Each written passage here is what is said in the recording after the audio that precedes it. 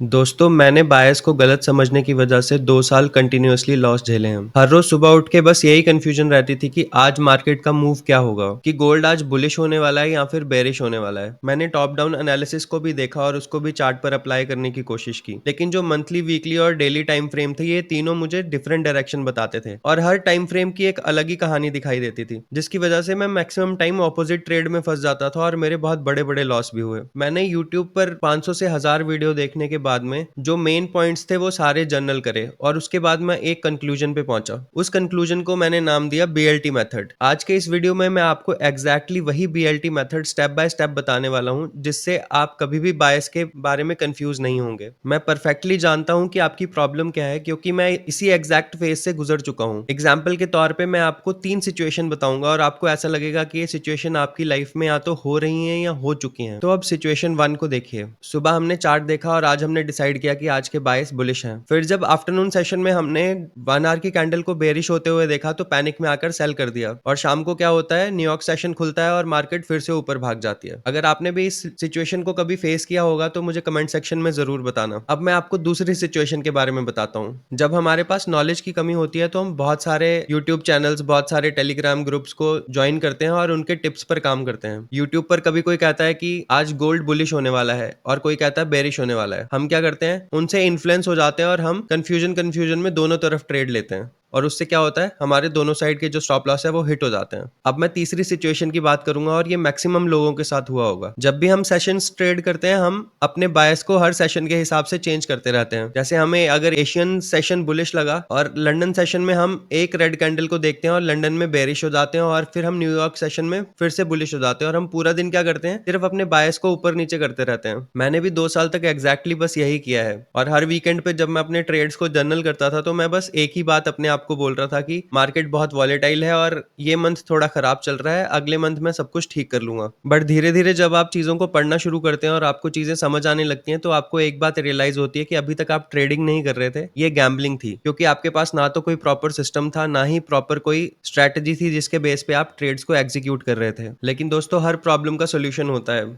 मैंने यूट्यूब पर इतने वीडियो देखने के बाद में और कुछ पेड कोर्सेज लेने के बाद में बस एक ही चीज जानी है। ट्रेडिंग में सबसे बड़ी मिस्टेक जो हम करते हैं, हम कॉम्प्लेक्सिटी ढूंढते हैं। लेकिन दोस्तों, मार्केट बहुत ही सिंपल है अगर हम उसको किसी मेथड या किसी स्ट्रेटजी के हिसाब से देखेंगे और उसी पर फोकस करेंगे तो मार्केट से सिंपल कुछ भी नहीं है। आज के वीडियो में मैं जिस मेथड को आपको सिखाने वाला हूं, अगर आप इसको सीख लेते हैं तो आप डेली सिर्फ 5 मिनट में अपना बायस क्लियर सेट कर पाएंगे। कभी भी कंफ्यूजन नहीं होगी कि कौन सा डायरेक्शन सही है और सेशन टाइमिंग्स के हिसाब से परफेक्ट एंट्री मिलेंगी। इस मेथड को फॉलो करने के बाद में मैंने फंडेड अकाउंट पास भी करे हैं। उससे पहले मैं कम से कम 10 से 15 फंडेड अकाउंट ब्लो कर चुका था। तो चलिए अब इस मेथड को स्टेप बाय स्टेप समझते हैं। तो पहले बी को समझते हैं। बी का मतलब होता है बिग पिक्चर। यहाँ 90% ट्रेडर्स सबसे बड़ी गलती करते हैं। बिग पिक्चर का मतलब है टॉप डाउन अप्रोच। जब भी आप बायस डिसाइड करने बैठेंगे तो हमेशा हायर टाइम फ्रेम से लोअर टाइम फ्रेम की ओर जाएंगे। हायर टाइम फ्रेम से लोअर टाइम फ्रेम की ओर मतलब जैसे हम पहले मंथली पे जाएंगे, फिर वीकली पे जाएंगे और फिर डेली टाइम फ्रेम पे जाएंगे। तो स्टेप 1 में हम मंथली चार्ट का एनालिसिस करेंगे पिछले 6 से 12 महीने में। पता करेंगे कि ओवरऑल ट्रेंड कौन सा है और मेजर जो पीओआईज हैं या मेजर लिक्विडिटी लेवल्स हैं हम उनको मार्क करेंगे। जैसे ये कैंडल अभी मंथ की रनिंग है तो हम इसके पीछे की जितनी लिक्विडिटीज हैं वो सब मार्क करेंगे। तो ये हमारा एक लिक्विडिटी लेवल हो गया, ये हमारा एक लिक्विडिटी लेवल हो गया, ये हमारा एक लिक्विडिटी लेवल हो गया। उसके बाद में हम स्टेप नंबर 2 में उससे छोटे time frame, weekly time frame पे जाएंगे और उस पे हम चार्ट का कंफर्मेशन देखेंगे। हमको हमारे वीकली चार्ट को मंथली के हिसाब से अलाइन करना है। तो जैसे ये मंथ अभी खत्म हो चुका है तो अब हम इसके लेवल्स मार्क कर लेंगे। तो ये हमारा एक लिक्विडिटी लेवल हो गया, ये एक लिक्विडिटी लेवल हो गया, उसके नीचे ये एक फेयर वैल्यू गैप हो गया, उसके नीचे ये एक फेयर वैल्यू गैप हो गया। तो ये हमने वीकली टाइम फ्रेम को अपने मंथली टाइम फ्रेम के हिसाब से अलाइन कर लिया कि मंथली हमारा बुलिश है, वीकली भी हमारा बुलिश है और ये उस पे लिक्विडिटी और पीओआईज लेवल है। स्टेप नंबर 3 में हमें डेली चार्ट पर एग्जीक्यूशन बायस देखना है। हम डेली चार्ट पर जाकर मार्केट स्ट्रक्चर को एनालाइज करेंगे कि रिसेंटली ब्रेक ऑफ स्ट्रक्चर कहाँ हुआ है और इस अगर चेंज ऑफ करेक्टर होने वाला है तो उसका कोई इंडिकेशन है या नहीं। तो ये हमारा डेली चार्ट है और हमने इस पर भी जो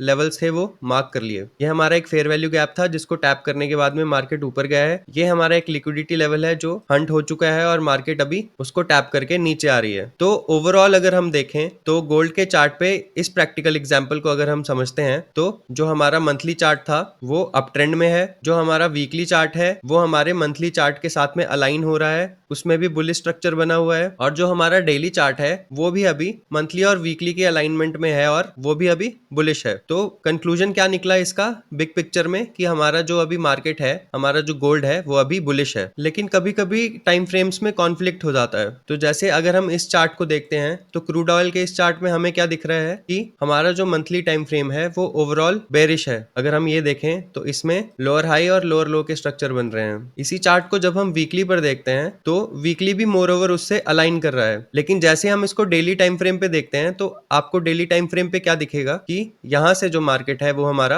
अब एक कंसोलिडेशन या फिर छोटे अप ट्रेंड की ओर जा रहा है। तो यहाँ हमारे टाइम फ्रेम की अलाइनमेंट नहीं है। ऐसे सिनेरियो में हमको ट्रेड करना अवॉइड करना है। अगर मार्केट के टाइम फ्रेम्स में कुछ कंफ्यूजन हो जाता है या कॉन्फ्लिक्ट हो जाता है तो उसके मैंने कुछ रूल्स बनाए थे। अगर मंथली और वीकली सेम डायरेक्शन में है लेकिन डेली ऑपोजिट है तो हम वीकली टाइम फ्रेम को फॉलो करेंगे, लेकिन हमारा जो पोजीशन साइज होगा वो 50% हो जाएगा। अगर हम एक लॉट से ट्रेड करते हैं तो हम उसको 50% से कम करके 0.5 लॉट पर ही ट्रेड करेंगे। अगर तीनों टाइम फ्रेम में कॉन्फ्लिक्ट है तो हम कंप्लीटली उस दिन ट्रेडिंग को अवॉइड कर देंगे। और तीसरा रूल क्या था कि अगर मंथली अनक्लियर है, अगर मंथली साइडवेज है तो हम वीकली और डेली को अलाइन करके ट्रेड लेने की कोशिश करेंगे। तो बिग पिक्चर को याद रखने का एक सिंपल सा फॉर्मूला है। मान लो ये एक ग्लोब है, अब आपके पास ये ग्लोब है और आपको मान लो लखनऊ ढूंढना है इसमें, तो आप ग्लोब को कैसे पढ़ेंगे? पहले आप ग्लोब में क्या ढूंढेंगे कि कंट्री कहाँ है। तो पहले हम कंट्री ढूंढेंगे। तो हमने पहले कंट्री देखी, फिर हमने स्टेट देखी, फिर हम उसमें सिटी ढूंढने गए। सेम वैसे ही जो हमारी कंट्री है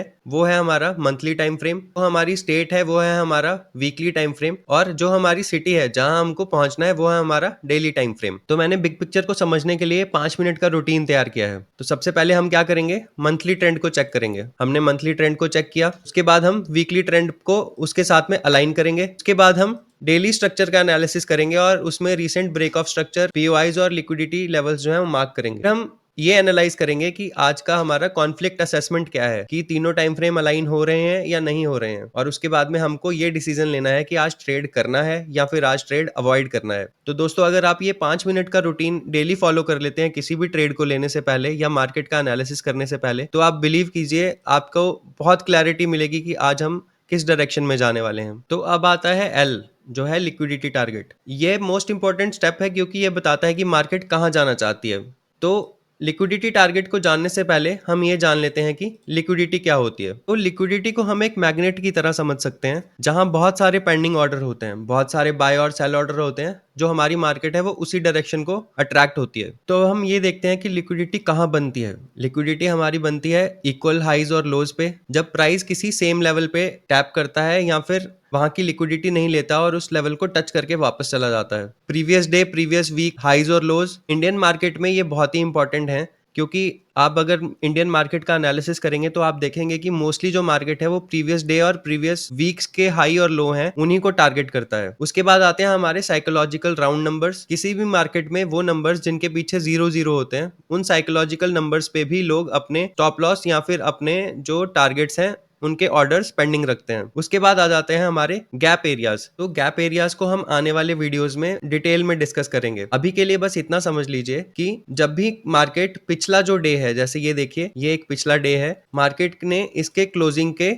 ऊपर एक गैप डाउन ओपनिंग दी है, तो ये जो गैप्स होते हैं ये बहुत इंपॉर्टेंट होते हैं और कई बार मार्केट इनको टैप करने के बाद भी एक सडन अप मूव दे देती है। उसके बाद आ गया लास्ट जो हमारा लिक्विडिटी है जहां हम ढूंढते हैं, वो है ट्रेंड लाइन ब्रेक्स। एसएमसी में हम लोग ट्रेंड लाइंस या सपोर्ट रेजिस्टेंस पे ट्रेड नहीं करते हैं, लेकिन हम इनको मार्क कर लेते हैं क्योंकि इससे हमें ये क्लैरिटी मिल जाती है कि रिटेलर्स के पेंडिंग ऑर्डर कहां पर हैं। तो हम जल्दी से गोल्ड का एक रिसेंट एग्जांपल देख लेते हैं। जैसे हम यहां से अगर मार्केट का एनालिसिस करें तो हमको क्या दिख रहा था, जो हमारा डेली टाइम फ्रेम पे, वीकली पे और मंथली तीनों टाइम फ्रेम पे गोल्ड बुलिश था, तो हमने गोल्ड के पीओआईज मार्क किए। उसके बाद में क्या हुआ कि अगर हम इसके आगे का डायरेक्शन देखते हैं तो अगले दिन का कैंडल उसने इस पीओआई को टैप किया, तो अब इसके हिसाब से हमारे लिक्विडिटी लेवल्स क्या हो सकते थे। तो हमारा पहला लिक्विडिटी लेवल था ये और हमारा दूसरा लिक्विडिटी लेवल था ये। तो हमने इन लेवल्स को मार्क कर लिया। तो जब मार्केट आगे बढ़ा तो उसने जो भी रिसेंट लिक्विडिटी थी उसको एज ए टारगेट हंट कर दिया। तो हम जब भी ट्रेड करते हैं हमें बस एक रूल को फॉलो करना है कि हमें मैक्सिमम 2 लिक्विडिटी टारगेट रखने हैं, एक प्राइमरी और एक सेकेंडरी। हमें बहुत सारे लिक्विडिटी टारगेट मार करके नहीं चलना है। अगर आप इस केस में देखते और अगर आप इस कैंडल का एनालिसिस करते तो हमारा जो पहला लिक्विडिटी टारगेट होता वो ये होता और सेकेंडरी लिक्विडिटी टारगेट ये होता। तो बीएलटी मेथड का जो सबसे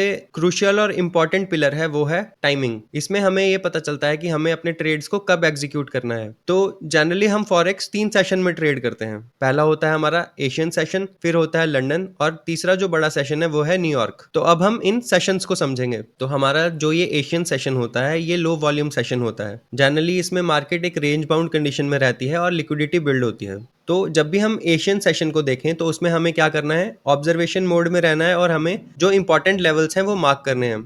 उसके बाद आता है हमारा लंदन सेशन। यहाँ से हमारी ट्रेडिंग का मेन गेम शुरू होता है। इस सेशन में बहुत ज़्यादा वॉल्यूम्स रहते हैं और इसी सेशन में जो एशियन सेशन की जो लिक्विडिटी है वो हंट होती है और उसके बाद में जो मार्केट है अपनी डायरेक्शन में मूव कर जाता है। और तीसरा जो हमारा सेशन है वो है न्यूयॉर्क सेशन। इसमें या तो लंदन सेशन का मूव एक्सटेंड हो जाता है या फिर मार्केट रिवर्स हो जाती है। ये सेशन सबसे ज़्यादा इंपॉर्टेंट इसलिए है क्योंकि जो मैक्सिमम जो यूएसडी की ट्रेड्स हैं वो इसी सेशन में आती हैं और इसमें सबसे ज़्यादा पोटेंशियल ट्रेड सेटअप बनते हैं। मान लीजिए हमारे 3 सेशन हैं, एशियन, लंदन और न्यूयॉर्क। मार्केट नीचे से मूव करती हुई आ रही थी और एशियन में आने के बाद में मार्केट ने एक कंसोलिडेशन जोन बनाया। यहाँ पर बहुत सारे जो लिक्विडिटी ऑर्डर्स थे वो बिल्ड हुए। जैसे ये हमारी लो की लिक्विडिटी हो गई और ये हमारी हाई की लिक्विडिटी हो गई। उसके बाद जब लंदन सेशन स्टार्ट हुआ तो उसमें पीछे का कोई एक जो पीओआई था, मार्केट उसको टैप करने के लिए गई और उसके बाद में वहां से मार्केट ने एक पोटेंशियल अप मूव दिया। अब यहाँ पर 2 सिनेरियो हैं। मान लीजिए हमारी जो आज की टारगेटेड लिक्विडिटी थी वो यहाँ पर थी और अभी तक वो हंट नहीं हुई। तो न्यूयॉर्क सेशन क्या करेगा, न्यूयॉर्क सेशन लंदन सेशन में जो भी कोई पीओआई पेंडिंग होगा, न्यूयॉर्क सेशन में वो पीओआई टैप होगा और मार्केट जो है हमारा जो टारगेटेड लिक्विडिटी थी उसकी ओर मूव कर जाएगा। अब मान लीजिए दूसरा सिनेरियो है और हमारे लंदन सेशन ने हमारी आज की टारगेटेड लिक्विडिटी हंट कर दी है। तो इस केस में क्या होगा, मार्केट यहाँ से जो पिछला कोई पीओआई होगा लंदन का उसको टैप करेगा न्यूयॉर्क में। मार्केट यहाँ से एक पोटेंशियल रिवर्सल बनाएगा और जो पिछला पीओआई है उसको टैप करेगा और यहाँ पे दिन के बायस को कंप्लीट कर देगा। तो चलिए अब हम बीएलटी मेथड को एक क्विक एग्जांपल से समझते हैं। ये हमारे गोल्ड का मंथली चार्ट है। अगर आप इस चार्ट को देखेंगे तो आपको क्या दिखाई दे रहा है कि गोल्ड अभी बुलिश है। अब हम वीकली पे आते हैं। अगर आप वीकली पे देखेंगे जो प्रीवियस वीक की कैंडल थी उसके ऊपर ये कैंडल अभी क्लोज कर चुकी है। तो अब हम इस कैंडल के अंदर जो लास्ट ट्रेड था हमारा उसको एनालिसिस करेंगे कि वो हमारे बीएलटी मेथड के हिसाब से कैसे एग्जीक्यूट हुआ। अब हम डेली चार्ट पे आ गए। डेली चार्ट पे मैंने आपको कहा था कि हम सारे पीओआईज और सारे जो लिक्विडिटी टारगेट है उनको मार्क करेंगे। तो अगर हम यहाँ पर देखें और अगर हम इस सिनेरियो में थे तो हमने क्या देखा कि हमारे पास में एक ये फेयर वैल्यू गैप है, ये एक पीओआई है और उसके अलावा हमारे पास में जो लिक्विडिटी टारगेट थे वो ये लिक्विडिटी थी और ये प्रीवियस डे लो और प्रीवियस डे हाई था। अब हम अगर इसको बीएलटी के हिसाब से अलाइन करें तो हमको नीचे के लिए सेल साइड ट्रेड नहीं लेने हैं बिकॉज हमारा मंथली बुलिश है, हमारा वीकली भी बुलिश है और हमारा डेली भी बुलिश है। तो अब हम वेट करेंगे कि मार्केट हमें कोई सिग्नल दे जहां से हम अपसाइड की ओर के लिए ट्रेड ले सकें। तो हमने नेक्स्ट डे का वेट किया, मार्केट ने हमारे पीओआई को टैप किया। अब जैसे ही इसने हमारे पीओआई को टैप किया तो अब हम छोटे टाइम फ्रेम पे जाके सेशंस में देखेंगे कि मार्केट कैसे प्ले हुआ। तो अब मैं सेशंस को ऑन कर देता हूं और 15 मिनट टाइम फ्रेम पे जाता हूं। तो 15 मिनट टाइम फ्रेम पे हमें क्या दिख रहा है कि ये हमारा प्राइमरी टारगेट है और मार्केट ने क्या किया है, इस फेयर वैल्यू गैप को टैप किया है। अब जब मार्केट ने इस फेयर वैल्यू गैप को टैप किया और अब हम वापस इस डेली कैंडल को देखते हैं तो इस डेली कैंडल के हिसाब से हमारा प्राइमरी टारगेट क्या होगा, हमारा प्राइमरी टारगेट होगा प्रीवियस डे लिक्विडिटी जो कि ये लिक्विडिटी है और हमारा सेकेंडरी टारगेट होगा ये ऑल टाइम हाई की लिक्विडिटी। तो अब हम वापस 15 मिनट पे आते हैं और इस सेशन को प्ले होता हुआ देखते हैं। ये हमारा एशियन सेशन है। लंदन सेशन ने एशियन सेशन की लिक्विडिटी को हंट किया। अब इसके बाद में हमें एंट्री कहाँ बनानी है तो हम इसको आगे प्ले होने देते हैं। तो अब अगर मैं इस फेयर वैल्यू गैप को अभी के लिए हटा दूं तो एशियन सेशन में हमारा लास्ट पीओआई कहाँ पर होगा, तो हमारा लास्ट पीओआई कहाँ है, हमारा लास्ट पीओआई है ये। तो अब जब मार्केट हमारे लास्ट पीओआई पे आएगा तो हम यहाँ पे एंट्री बनाएंगे अपने नेक्स्ट टारगेट के लिए। तो यहाँ से हमने एंट्री ली, ये हमारा एसएल था और ये हमारा टारगेट था। तो यहाँ पर हमारे जो बायस थे वो डन हो गए। तो बीएलटी मेथड के हिसाब से हमने पहले बिग पिक्चर में अपने बायस को कंफर्म किया, उसके बाद में हमने एल में आके सारे लिक्विडिटी टारगेट्स को मार्क किया जिसमें हमने एक प्राइमरी लिक्विडिटी टारगेट बनाया और एक सेकेंडरी लिक्विडिटी टारगेट बनाया। अगर आप डेली पे आकर देखेंगे तो आपको समझ में आएगा कि ये जो टारगेट हिट हुआ है ये हमारा सेकेंडरी लिक्विडिटी टारगेट था क्योंकि जब आप डेली पर देखते हैं और ये जो एक कैंडल फॉर्म हुई थी, ये जो नई कैंडल फॉर्म हुई थी, इसके हिसाब से हमारा जो प्राइमरी लिक्विडिटी टारगेट था वो ये बन गया और सेकेंडरी टारगेट ये बन गया। और सेशंस के हिसाब से हमारा बीएलटी कैसे प्ले हुआ है कि ये हमारा प्राइमरी लिक्विडिटी टारगेट था, ये हमारा सेकेंडरी लिक्विडिटी टारगेट था। मार्केट आया, मार्केट ने एक सेशन की लिक्विडिटी को हंट किया, दूसरे सेशन में मार्केट ने एक सेशन की लिक्विडिटी को हंट किया, लेकिन मार्केट जो है वो टारगेटेड लिक्विडिटी को मीट नहीं कर पाया। तो अगले सेशन में उसने क्या किया, वो वापस पिछले सेशन के लास्ट पीओआई को लेने के लिए आया और उसके बाद में टारगेट हिट हुआ। तो अब हम कुछ कॉमन मिस्टेक्स की बात करते हैं जो 95% ऑफ ट्रेडर करते हैं और ये बहुत ही डेडली मिस्टेक है। तो जो सबसे पहली मिस्टेक है वो है मल्टीपल बायस पर डे। हम सुबह बुलिश होते हैं, दोपहर में बेरिश होते हैं, शाम को फिर बुलिश हो जाते हैं। इसको टैकल करने का तरीका क्या है? इसका सिंपली टैकल करने का तरीका है कि हमको एक रूल फॉलो करना है और वो सिंपल रूल है 1 बायस पर डे का रूल। जब तक हायर टाइम फ्रेम में इनवैलिडेशन ना हो जाए तब तक हम उस रूल को फॉलो करते रहेंगे और हम उस दिन का बायस जो है वैसे ही होल्ड करेंगे जैसा हमने बायस बनाया था। दूसरी मिस्टेक जो हमारी आती है वो आती है हमारा टाइम फ्रेम मिसमैच। हम क्या करते हैं, हमने मान लो आज डेली को बुलिश कंसिडर किया और हमने फिर 5 मिनट पे चार्ट देखना शुरू किया तो हमको सेल साइड में एक अच्छा ट्रेड दिखाई देने लगा। तो हम क्या करते हैं, सेल साइड का ट्रेड ले लेते हैं और उससे क्या होता है, हमारे स्टॉप लॉस हिट हो जाते हैं। तो हमें क्या करना है, बड़े टाइम फ्रेम का जो बायस हमने डिसाइड किया है हमें उसके साथ स्टिक रहना है और हमें तब तक अपने बायस को इनवैलिडेट नहीं करना है जब तक बड़े टाइम फ्रेम पे हमारा बायस इनवैलिडेट ना हो जाए। अगर हमारा डेली का बायस बुलिश है तो हमको 5 मिनट पे सिर्फ बाय ट्रेड ढूंढने हैं, ना कि हमें कोई सेल ट्रेड ढूंढना है। तीसरी जो बड़ी मिस्टेक हम करते हैं वो हम करते हैं सेशंस को इग्नोर कर देते हैं। हम एशियन सेशन में या जो भी सेशन कंसोलिडेट कर रहा हो हम उसमें इतनी हैवी क्वांटिटी ले लेते हैं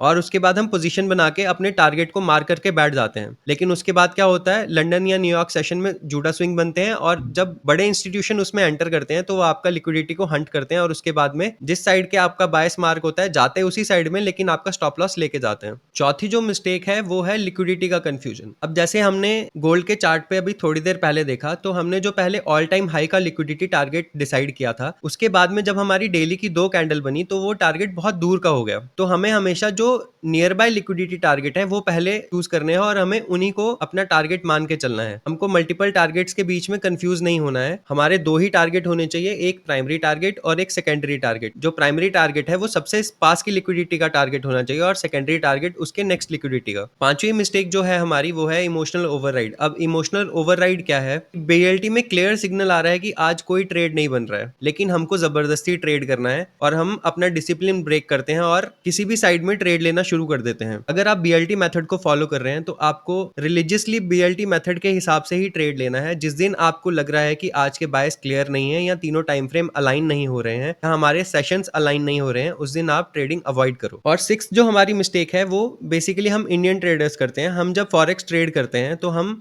सेशंस की टाइमिंग को फॉलो नहीं करते हैं या फिर हम सेशंस की टाइमिंग को गलत मार्क कर लेते हैं। और जब नवंबर से मार्च तक हमारा जो डे लाइट सेविंग्स का टाइम होता है हम उसको भी चेंज नहीं करते। दोस्तों नवंबर से मार्च तक जो न्यूयॉर्क टाइमिंग है वो यूटीसी -5 फॉलो होता है और बाकी थ्रू आउट द ईयर वो यूटीसी -4 फॉलो होता है। तो हमको उसके हिसाब से अपनी टाइमिंग्स चेंज करनी है। सातवीं मिस्टेक ऐसी मिस्टेक है जिसने मेरा अकाउंट कम से कम 10 बार ब्लो कर दिया है। मैंने मल्टीपल प्रॉफर्म अकाउंट ब्लो किए हैं सिर्फ इसी वजह से, क्योंकि मैं हमेशा पोजीशन साइजिंग के ऊपर फोकस नहीं करता था। आपका जितना भी अकाउंट साइज है, अगर आप प्रॉफर्म ट्रेड कर रहे हैं तो आप ये मान के चलिए कि अगर आपका $5000 का अकाउंट है और उसका 10% $500 है तो आपका अकाउंट साइज $500 ही है। आने वाले वीडियोज में मैं आपको बताऊंगा कि आप प्रॉफर्म अकाउंट कैसे पास कर सकते हैं और उसके लिए आपको कितनी क्वांटिटी से ट्रेड करना है पर अकाउंट के हिसाब से। और जो हमारी लास्ट मिस्टेक है, जो सबसे बड़ी मिस्टेक है, वो है कि फैमिली प्रेशर में ट्रेडिंग करना। हम क्या करते हैं, मंथली एक्सपेंसेस को निकालने के लिए हम इमरजेंसी मनी से भी ट्रेड कर जाते हैं, जो कि हम लॉस कर देते हैं और उसके बाद में हम मेंटली अनस्टेबल या मेंटल प्रेशर के अंदर काम करना शुरू कर देते हैं। तो दोस्तों ये है वो 8 मिस्टेक जो हमने अभी डिस्कस करी हैं और यही मिस्टेक है जो मैक्सिमम ट्रेडर्स करते हैं। अगर आप भी ध्यान से सोचेंगे तो आपको भी पता चलेगा कि आपने अभी तक की ट्रेडिंग जर्नी में ये 8 मिस्टेक जरूर करी होंगी। और अगर इन 8 मिस्टेक्स में से कोई भी ऐसी मिस्टेक जिसने आपको सबसे बड़ा लॉस दिया हो तो मुझे कमेंट सेक्शन में उस मिस्टेक का नंबर लिख के जरूर बताइएगा।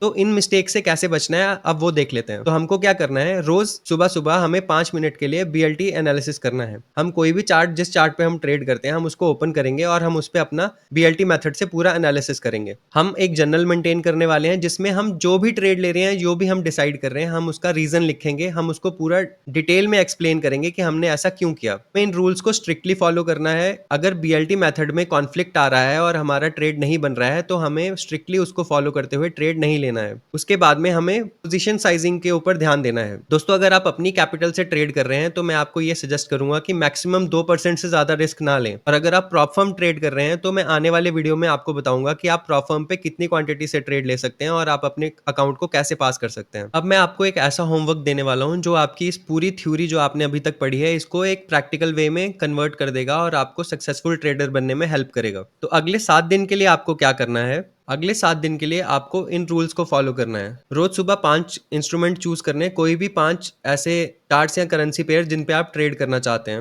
हर इंस्ट्रूमेंट को आप बीएलटी मेथड से एनालिसिस करेंगे। पहले मंथली, वीकली और डेली बायस को देखेंगे और फिर देखेंगे उनमें कोई कॉन्फ्लिक्ट है या फिर बायस क्लियर है। फिर आप डेली टाइम फ्रेम पे जाके प्राइमरी और सेकेंडरी लिक्विडिटी टारगेट मार्क करेंगे और उसके बाद आप सेशंस को ऑन करके छोटे टाइम फ्रेम पे जाके उस दिन का एग्जीक्यूशन सेट करेंगे कि आज हम किस डायरेक्शन में एग्जीक्यूट करने वाले हैं। और आपको इस पूरी एनालिसिस को एक नोटबुक में रिकॉर्ड करना है और शाम को जब आप चार्ट एनालिसिस करने बैठेंगे तब आप उस नोटबुक को खोल के देखेंगे कि आपने आज के इन 5 इंस्ट्रूमेंट्स पे क्या एनालिसिस किया था और उसका क्या रिजल्ट आया है। आपको ये सब बोरिंग लग सकता है, लेकिन बिलीव मी, अगर आप इसको फॉलो करते हैं तो आपको समझ में आएगा कि आप बायस को कितनी अच्छे तरीके से सेट कर पा रहे हैं। तो आप इसका स्क्रीनशॉट लेके रख सकते हैं। 7 दिन के बाद आप कमेंट में अपनी डेली एक्यूरेसी शेयर कर दीजिएगा या फिर आप मेरे टेलीग्राम चैनल पे भी शेयर कर सकते हैं। तीसरा ऑप्शन कम्युनिटी टैब्स का भी है। आप अपने चार्ट्स के एनालिसिस उस पे शेयर कर सकते हैं। मैं आपके सारे ट्रेड्स को रिव्यू करके उस पे पर्सनली फीडबैक भी दूंगा कि आपने क्या सही किया और अगर किसी दिन आपके बायस गलत हुए हैं तो वो क्यों गलत हुए हैं। नेक्स्ट वीडियो में मैं आपको ओटी फ्रेमवर्क बताऊंगा जिसका मतलब होता है optimal trade entry. Next video में आप सीखेंगे बायस कंफर्म होने के बाद परफेक्ट एंट्री टाइमिंग,